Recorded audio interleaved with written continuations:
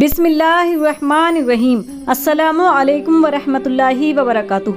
شہر مکہ سے کچھ فاصلے پر مشرکین کا ایک سالانہ میلہ، جو بظاہر ایک مشرکانہ مذہبی رسم کی انجام دہی کا دن، مگر فی الحقیقت شرک و کفر کے ساتھ عیش و نشاط کے خرافاتی اظہار و مسرت کا موقع تھا۔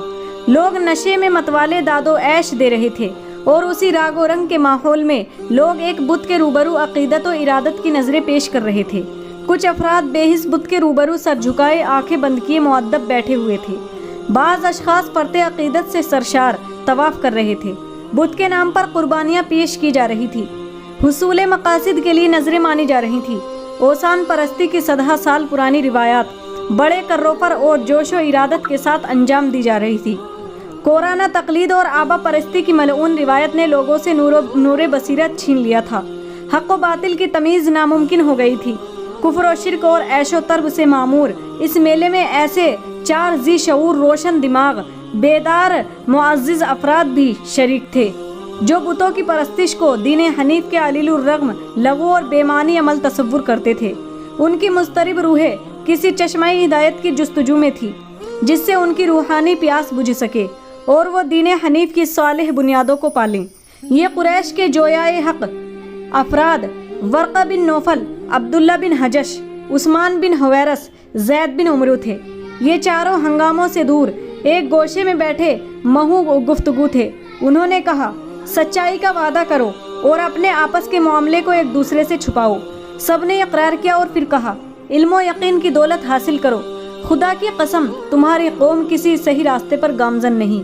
وہ اپنے باپ حضرت ابراہیم علیہ السلام کے دین کو فراموش کر چکے ہیں۔ اس پتھر بت کی حقیقت ہی کیا ہے جس پر نجاست ڈالی جاتی ہے؟ یہ نہ سنتا ہے، نہ دیکھتا ہے، نہ نفع ضرر کا اختیار رکھتا ہے۔ لوگوں، اپنے لیے کوئی دین تلاش کرو۔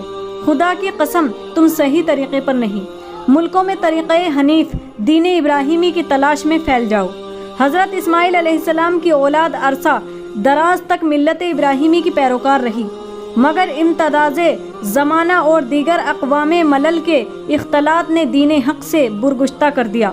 کہا جاتا ہے کہ عمرو بن لہی نامی سردار قریش اپنے ایک تجارتی سفر میں شام کے علاقے بلقا معاب نامی ایک شہر میں پہنچا، جو عمالیق کی بستی تھی، جہاں بتوں کی پرستش کا عام رواج تھا۔ عمرو نے دریافت کیا، یہ بت کیا ہیں جن کی تم پرستش کرتے ہیں؟ انہوں نے جواب دیا، ہم ان بتوں کی پرستش اس لیے کرتے ہیں کہ جب ہم ان سے بارش طلب کرتے ہیں تو یہ ہمیں بارش سے مستفیض کرتے ہیں، اور جب ہم مدد چاہتے ہیں تو یہ ہماری مدد کرتے ہیں۔ عمرو بن لہی نے کہا، ان بتوں میں سے کوئی بت تم مجھے بھی دے دو تاکہ میں اسے عرب لے جاؤں اور وہاں کے لوگ بھی اس کی پوجا کریں۔ انہوں نے عمرو کو ایک حبل نامی بت دیا۔ عمرو مکہ آیا اور حبل کو ایک مقام پر نصب کر کے لوگوں کو اس کی پرستش کی دعوت دی۔ شیطان نے مشرکانہ افعال کو اتنی زینت دی کہ پورا عرب اوثان پرستی کی بدترین لعنت میں گرفتار ہو گیا۔ مرکز توحید کعبہ کو بھی بتوں سے آلودہ کر دیا گیا۔ رسول اللہ صلی اللہ تعالی علیہ وسلم نے اپنے خواب کا ذکر ان الفاظ میں فرمایا، عمرو بن لہی کو دیکھا کہ وہ آستین آگ میں گھسیٹے جا رہا ہے۔ میں نے اسے ان لوگوں کے متعلق پوچھا جو میرے اور اس کے درمیان گزرے ہیں، تو اس نے کہا وہ ہلاک ہو گئے۔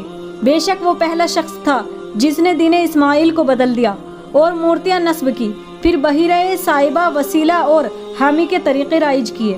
حضرت اسماعیل کے بعد صدیوں تک خدا کے پاکیزہ گھر کی عظمت بادہ توحید کے متوالوں کا ایمان بنی رہی۔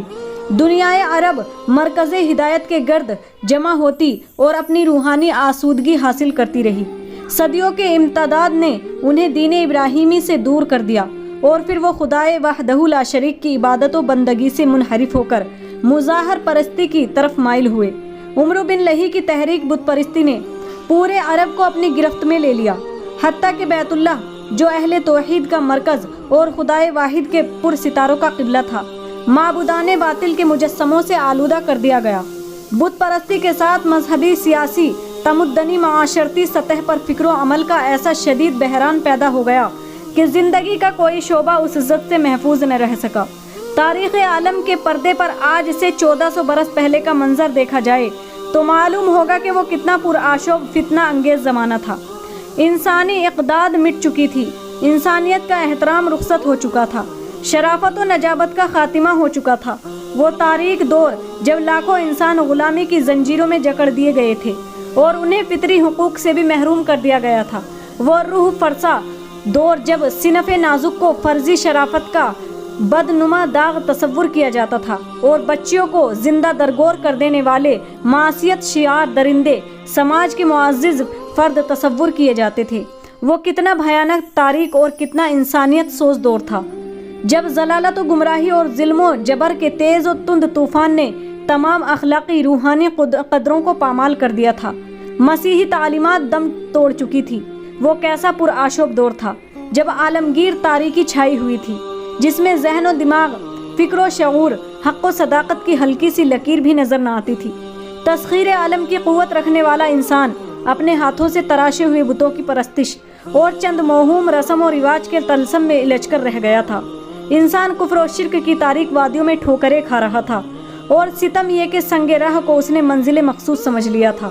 جب ماحول کی تاریکی حد سے بڑھ گئی تو وہ صبح درخشاں نمودار ہوئی جس کے آغوش سے آفتاب رسالت و نبوت طلوع ہوا۔ سرزمین مکہ کے ایک معزز خاندان قریش میں خاتم النبیین صلی اللہ علیہ وسلم کا ظہور ہوا۔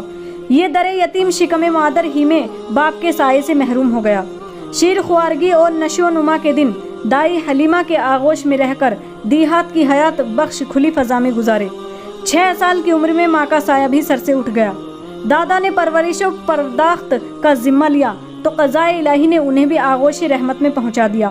ایک چچا کا سہارا تھا اور سرزمین مکہ کفر و شرک، بدعملی و نجاست سے آلودہ ماحول، مگر جس در یتیم کو مشیت ایزدی اپنی آغوش رحمت میں پروان چڑھائے، بھلا اسے ماحول کی آلودگی کس طرح چھو سکتی ہے۔ اگر آپ کو یہ ویڈیو اچھا لگا تو پلیز ویڈیو کو لائک کریں، شیئر کریں۔